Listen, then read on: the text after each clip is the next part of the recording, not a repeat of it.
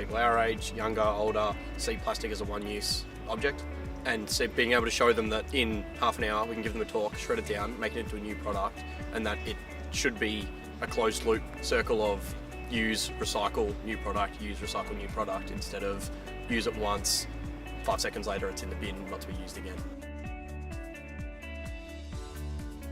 A couple of years ago, Dave Hackins designed some machines to shred plastic and turn it into new valuable products. And so he put all this work up onto the web so anyone could download it.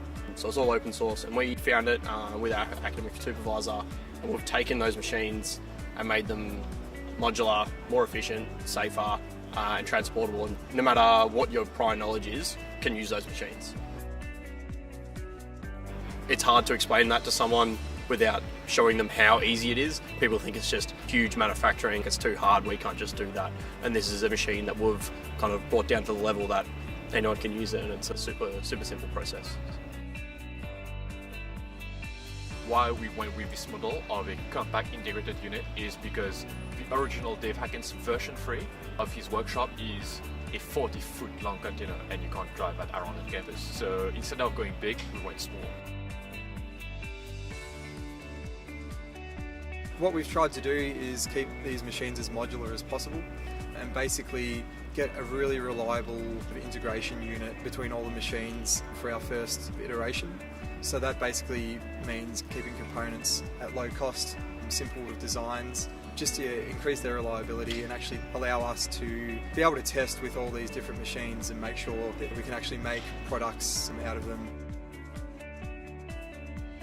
This is sort of part of our final year engineering project, and I personally was having a bit of a hard time finding a project that I actually believed in and had a passion for. One of my lecturers approached me about precious plastic, and I just thought, yeah, what a great opportunity to sort of jump on board and actually try and engage with the community that recycling on a local level, it's definitely achievable. We see ourselves bringing this transportable integration unit to places like primary schools to get kids engaged with how we can recycle plastics and how they can make an impact on the world. The idea of this workshop would possibly be them bringing plastics for us to shred in front of them, seeing that transform straight into a valuable product that they can take home and understand the potential of actually reusing the waste that's left around the world. Essentially, the idea here is to collaborate with all the different precious plastic branches around the world and help each other get the idea out there that plastic pollution is a big problem and it's not going to stop anytime soon, so we'd better start. So I decided to join Precious Plastic Monash after I spent time in a 3D print lab, and what I saw was a heap of waste being produced.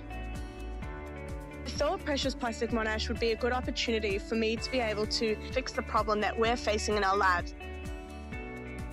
One of the unique things of being a university chapter of this global initiative means that we are supported by the university staff and facilities, meaning that we're able to create our machines, but also test different polymers and their compatibility with our machines.